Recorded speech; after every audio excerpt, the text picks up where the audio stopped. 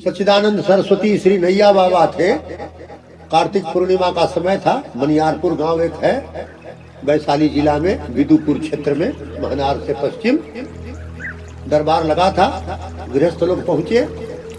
महाराज जी, हम लोग गृहस्थ आश्रम में फंसे हैं, हम लोगों का कल्याण कैसे होगा, उद्धार कैसे होगा, ये प्रश्न लोग किए। तो देखो, देखते थे नैया बाबा सच्चिदानंद सरस्वती स्वामी, उनकी नैया घूमती थी बाढ़ क्षेत्र में, मोहद्दी नगर के सामने गंगा जी में, महनार क्षेत्र में, बख्तियारपुर क्षेत्र में, फतुहा क्षेत्र में, पटना शहर से पूरब और बाढ़ तक इधर नैया घूमती थी। दियारा क्षेत्र में दक्षिण पार उत्तर पार सब घूमते थे। वही उत्तर दे रहे हैं। वो देखते थे कि लोग जो है कम पढ़े लिखे आए हैं तो उनके अनुसार बोलते थे। हमारे स्वामी करपात्री जी भी थे, देख लेते थे कि लोग कम पढ़े लिखे लोग आए हैं तो रामायण से, हनुमान चालीसा से बोलते थे। और देख लेते थे कि बड़े बड़े विद्वान आए हैं तो क्या करते थे, शास्त्रों का उदाहरण देते थे। तो देख करके बोला जाता, श्रोता जैसा हो उसके अनुसार वक्ता को भी बोलना चाहिए। जिसे मास्टर ही है, पहली कक्षा में जाएगा तो उस स्तर से पढ़ाएगा, हाई स्कूल में जाएगा तो उस स्तर को बढ़ा देगा। एमए बीए में पढ़ाना हो तो देख करके पढ़ाता है। जो बीए पास है उनको ना एमए की चीज बताई जाएगी। तो वही बताया जा रहा है कि क्या करो, महापुरुषों का तुम संग करो।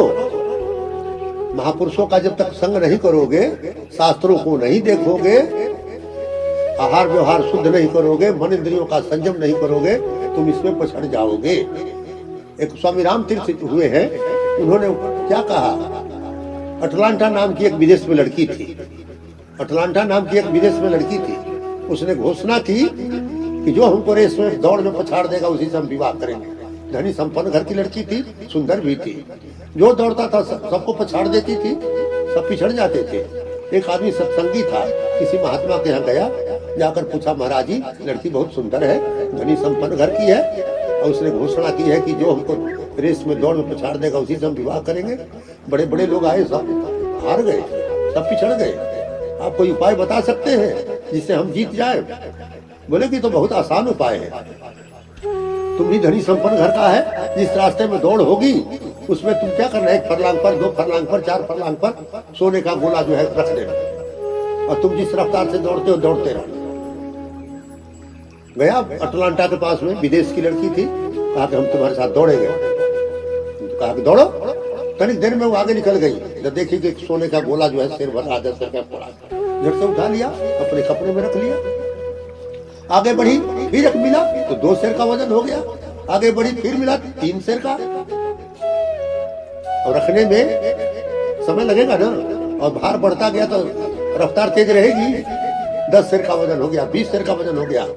वो आदमी धीरे धीरे दौड़ता गया, इससे पहले पहुंच गया जहां पहुंचना था। इसी से इसका विवाह हो गया। अब जो सोना फेंका गया है रास्ते में, वो कहाँ जाएगा? इसी घर तो आएगा, कहाँ जाएगा? इसलिए माना गया कि परमात्मा को तुम पकड़ो, जो कुछ छोड़ करके तुम गए हो वो भी मिल जाएगा, परमात्मा भी मिल जाएगा। और तुम इन झूठी चीजों के पीछे दौड़ोगे तो इधर ही बटोरते रह जाओगे, परमात्मा नहीं मिलेंगे। इसलिए प्रलोभनों से बचना चाहिए। एक महात्मा थे, वो एक कंबल रखते थे। कोई चोर आया, कंबल को चुरा लिया। पुलिस चौकी पास में थी, वो जाकर के रिपोर्ट किए, हमारा बिछौना, हमारी तकिया, हमारी धोती, हमारा बर्तन, हमारा छाता सब चोरी चला गया। चोरी क्या गया था? कंबल।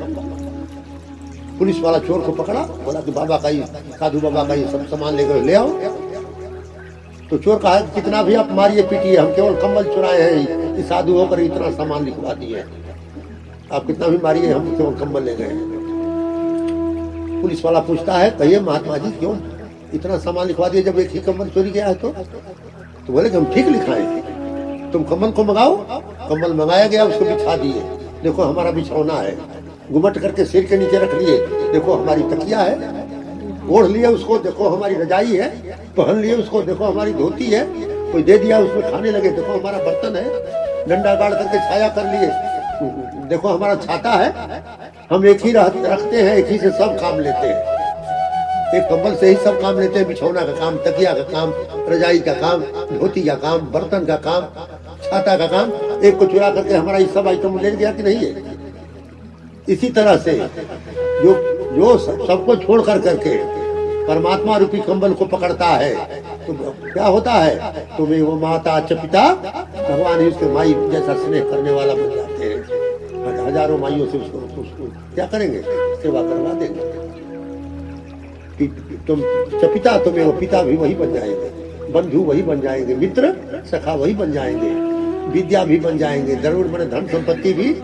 कह रहे कि एक श्लोक में कितना गिना में, तुम्हें सर्वम मम देव देवा। गौतम बुद्ध जब राज छोड़ देंगे, भर्तृहरि हरि जब राज छोड़ देंगे भगवान के लिए, मीराबाई मिला हुआ राज छोड़ देगी, सबरी कुमारे रह जाएगी, तो भगवान से रहा जाएगा कि खुद जाकर के वहां सबरी को दर्शन देंगे। मनुज मजूरी देते हैं क्यों राखेंगे राम।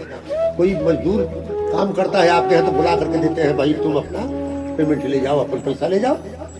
और जो राज छोड़ दिया भगवान के लिए, रानियों को छोड़ दिया, महल छोड़ दिया, कुंवारे रह गई सबरी, तो भगवान वहां अपने पहुंचेंगे कि नहीं वहां। तो वही बता रहे थे, मौलाना स्वामी थे हमारे यहाँ, फर्रुखाबाद जिला है कानपुर के पास, थे ब्राह्मण, विज्ञानानंद भिक्षु नाम था, गिरवा पहनते थे, लेकिन अरबी फारसी उर्दू ये सब पढ़े थे, कुछ बोलते थे तो अरबी फारसी उर्दू से बोलते थे, इसलिए लोग नाम रख दिया मौलाना स्वामी। कोई कहे कि मन तो करता है तुम्हारा मुंह पटक करके रसगुल्ला से भर दे, हलवा से भर दे, ये झगड़ा कोई झगड़ा है। यदि कोई कहे कि मन तो करता है कि तुम्हारा मुंह पटक करके रसगुल्ला हलवा से भर दे, ये झगड़ा कोई झगड़ा है।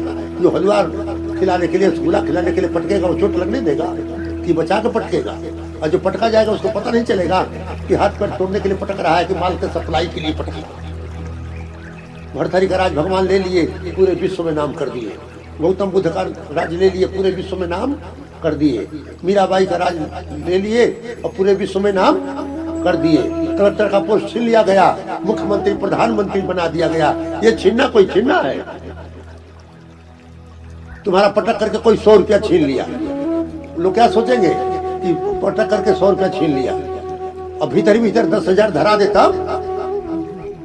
कोई तुम्हारा 100 रुपया छीन ले और 10,000 5,000 भीतर ही भीतर धरा देता, तो कहेगा और पटक और छीन, 100 रुपया छीन रहा है, 10,000 दे रहा है। ये छीनना कोई छीनना है। ऐसे मौलाना स्वामी बोलते थे। वो फर्रुखाबाद क्षेत्र के 40-45 साल पहले की बात है। हम उधर गंगा जी के क्षेत्र में विचरते थे तो भेंट उनसे हुई थी। इसी तरह से मनुष्य मजूरी देते हैं क्यों राखे। मनुष्य जो है कोई काम कराता है तो मजदूर को बुला करके पैसा देता है।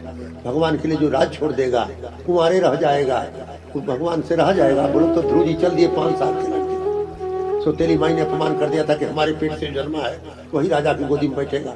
ध्रुव जी चल दिए 5 साल की उम्र में। जब 5 साल का लड़का चल देगा जंगल में, भगवान से रह जाएगा, माई से रह जाएगा कि माई भी बढ़ जाएगी। नारद जी को भेज दिए।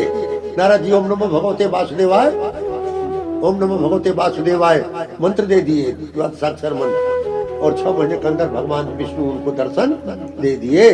तो आप लोग भी भगवान को मानिए। भगवान जो है जितना आप देंगे उससे ज्यादा लौटा देंगे। बोल दो सियावर रामचंद्र की जय।